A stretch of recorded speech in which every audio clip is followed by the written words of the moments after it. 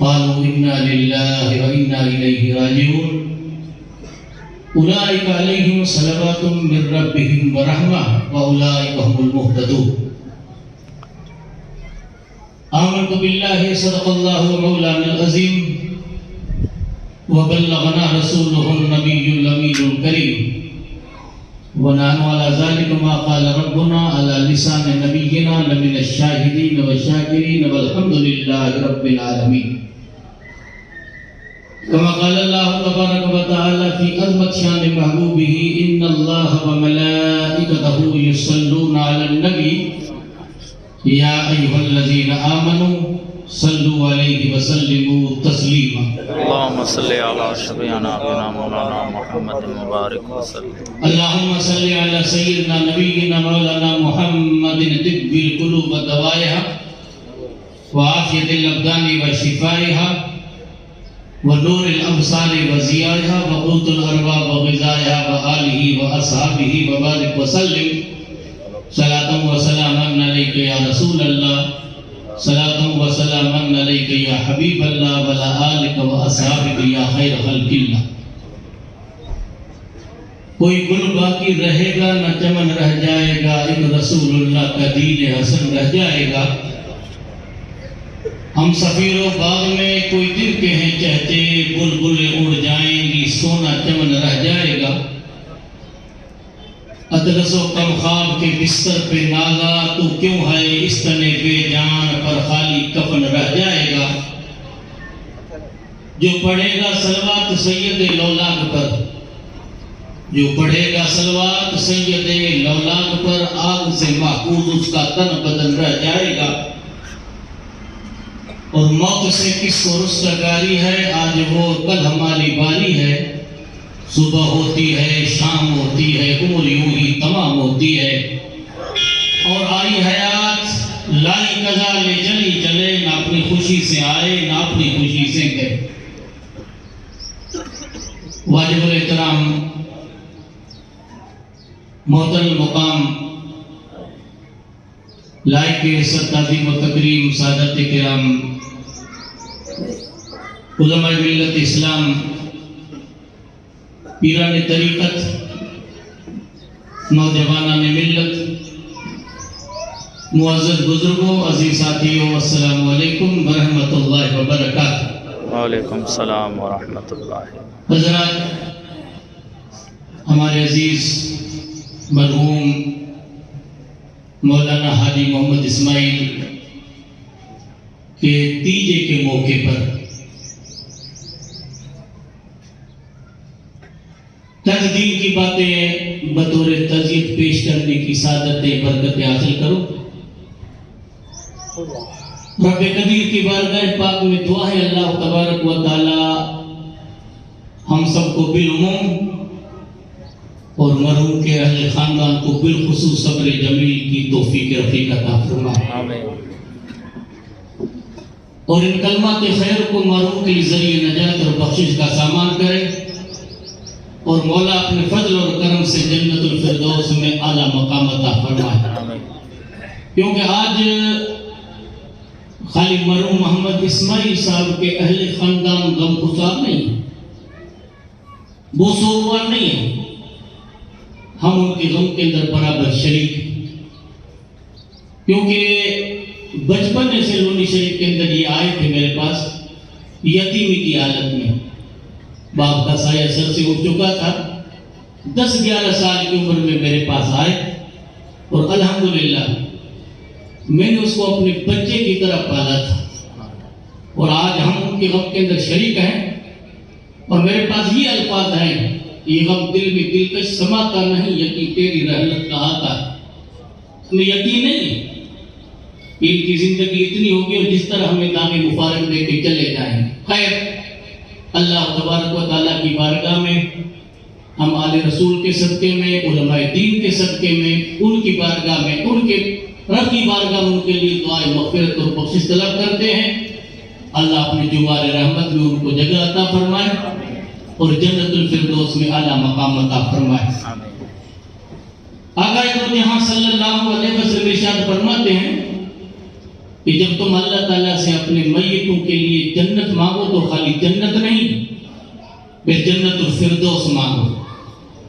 آپ فرماتے ہیں سألتم اللہ الجنت فصل اللہ الفردوس الاعلیٰ، جب اپنے رب سے جنت کا مطالبہ کرو تو خالی جنت مت مانگنا بلکہ جنت الفردوس مانگنا۔ کیوں؟ آپ فرماتے لے اللہ اعلی الجنت و اوسطا فوق عرش الرحمن و منہ تفجر انہار الجنہ۔ فرماتے جنت کے جتنے بھی درجے ہیں ان سارے درجات میں بلند میں بالا درجہ اگر ہے تو جنت الفردوس کا ہے، اور افضل میں افضل درجہ جنت الفردوس کا ہے۔ اس کے اوپر خدا کا عرش ہے اور اللہ کے عرش سے جنت کی نہریں جاری ہوتی ہیں۔ اللہ فرماتا اپنے بندوں سے وَبَشِّرِ الصَّابِرِينَ الَّذِينَ إِذَا أَصَابَتْهُمْ مُصِیبَۃٌ، اے محبوب صبر کرنے والوں کو بشارت دے دو، جب ان کو اللہ کی طرف سے کوئی آفت، کوئی تکلیف، کوئی دکھ، کوئی درد، کوئی غم پہنچتا ہے تو واویلا نہیں کرتے بلکہ اللہ کی بارگاہ میں عرض کرتے اِنَّا لِلَّهِ وَإِنَّا إِلَيْهِ رَاجِعُونَ۔ یہی مومن کا طریقہ ہے۔ آقا تو جہاں صلی اللہ علیہ وسلم ارشاد فرماتے لیس منا من ضرب الخدود وشق الجیوب ودعا بدعوى الجاہلیہ۔ آپ فرماتے میرے طریقے میں سے وہ طریقہ نہیں ہے جو ایسے موقع پر اپنے بالوں کو نوچے یا اپنے گریبان کو توڑے یا اپنے رانوں پہ ہاتھ مارے یا سینہ کو بھی کرے۔ فرماتے میرا طریقہ نہیں ہے۔ غم ہے انسان کے دل کے اندر، کیوں؟ ایک عزیز جب انسان کا جاتا ہے تو امام الانبیاء تاجدار مدینہ کیا فرماتے ہیں؟ آپ فرماتے ہیں ما من مسلم تصیبہ ہم او غم او وصب او نصب حتی الشوکت یشاقہا الا رفع اللہ بہا درجتا ومحط عنہا خطیئتا۔ آپ فرماتے ہیں کہ مومن کو کوئی تکلیف، کوئی دکھ، کوئی درد، کوئی آفت، کوئی مصیبت پہنچتی ہے، یہاں تک کہ کانٹا بدن میں اگر لگتا ہے، کانٹے لگنے سے بندے مومن کو جو تکلیف ہوتی ہے اللہ اس ایک تکلیف پر اس کا درجہ بلند کرتا ہے، اس کے گناہوں کے لیے کفارہ ہو جاتا ہے۔ حدیثوں میں الفاظ امام الانبیاء تاجدار مدینہ فرماتے، امام ترمذی بیان کرتے صحیح حدیث میں، جب کسی کے یہاں بچہ فوت ہو جاتا ہے بلوغت سے پہلے، جب فرشتہ رب کی بارگاہ میں پہنچے تو اللہ تعالیٰ وہ فرشتے سے پوچھتا ہے کہ میرے بندے نے کیا کہا؟ پروردگار تیرے بندے نے کہا اِنَّا لِلَّهِ وَإِنَّا إِلَيْهِ رَاجِعُونَ۔ مولا فرماتا کیا تم نے اس کے دل کے ٹکڑے کو قبض کیا؟ اے مولا تیرا حکم تھا، ہم نے اس کے روح کو تیری بارگاہ میں پہنچایا۔ تو رب فرماتا فرشتوں گواہ ہو جاؤ، جو بندہ مصیبت کے وقت میں صبر کرتا ہے سموا لہ بیتا فی الجنہ وسموا بیت الحمد، جنت میں اس کے لیے ایک گھر بناؤ اور اس کا نام بیت الحمد رکھو۔ ہر عمل کا اللہ تعالیٰ نے بدلہ مقرر کیا۔ علماء موجود ہیں، سادات کرام موجود ہیں۔ عام انسان کی موت ہوتی ہے، کیوں؟ اللہ کی طرف سے جو وعدہ ہے وہ تو ہے ہی۔ رب فرماتا ہے کل نفس ذائقۃ الموت، ہر نفس کو موت کا مزہ چکھنا ہے، لیکن ایک ذی علم کی جو موت ہوتی ہے تو علماء بیان کرتے موت العالم موت العالم، یعنی ایک عالم دین کا جو وصال ہوتا ہے وہ عام انسان کا وصال نہیں، وہ دنیا کا وصال ہوتا ہے۔ کیوں؟ آقا دو جہاں صلی اللہ علیہ وسلم کی احادیث طیبہ میں الفاظ ہیں جس کو علامہ حامد غزالی رحمۃ اللہ علیہ بیان کرتے اپنے زمانے کے وہ جید عالم امام الانبیاء تاجدار مدینہ صلی اللہ علیہ وسلم فرماتے علماء امتی انبیاء من بنی اسرائیل، آپ نے فرمایا میری امت کے علماء بنی اسرائیل کے انبیاء کی طرح ہیں۔ نبوت تو ذات مصطفیٰ میں بند ہو چکی، ہمارا ایمان ہے۔ فرمانا ما کان محمد ابا احد من رجالکم ولکن رسول اللہ وخاتم النبیین، میرا محمد صلی اللہ علیہ وسلم خاتم الانبیاء ہے، تم میں سے کسی مردوں کا باپ نہیں۔ ہمارا عقید و ایمان ہے کہ نبوت کا سلسلہ ذات مصطفیٰ پر بند۔ آپ نے فرمایا سیاتی من بعدی ثلاثون کذابون دجالون کل یدعو انہ رسول اللہ ولکن انا خاتم النبی لا نبی بعدی۔ فرماتے میرے بعد تقریباً 30 کے قریب دجال کذاب جھوٹے آئیں گے، وہ کہیں گے کہ میں خدا کا نبی ہوں، فرماتے لیکن میں خاتم الانبیاء نبوت کا سلسلہ ذات مصطفیٰ پہ بند۔ فخر کرو دیوانو، تمہارا نبی آخری نبی، تمہیں دین ملا وہ آخری دین، تمہیں جو کتاب ملی وہ آخری کتاب۔ تھے اس سے پہلے کتاب آسمانی، لیکن جب اللہ کی طرف سے ہدایت کی شکل میں قرآن بندوں کو ملا، اب قیامت کے صبح تک ساری کتابیں منسوخ ہو چکی ہیں۔ ہمارا ایمان ایک آسمانی کتابیں ہیں، نبی کی نبوت پر ہمارا ایمان ہے، لیکن امام الانبیاء تاجدار مدینہ کے آنے سے انبیاء کرام کی نبوتیں منسوخ ہو گئی۔ اب نبی ہے لیکن کلمہ قیامت کے صبح تک پڑھا جائے گا لا الہ الا اللہ محمد رسول اللہ۔ دین تھے لیکن جب محبوب خدا پر آیت نازل ہو چکے، الیوم اکملت لکم دینکم واتممت علیکم نعمتی ورضیت لکم الاسلام دینا۔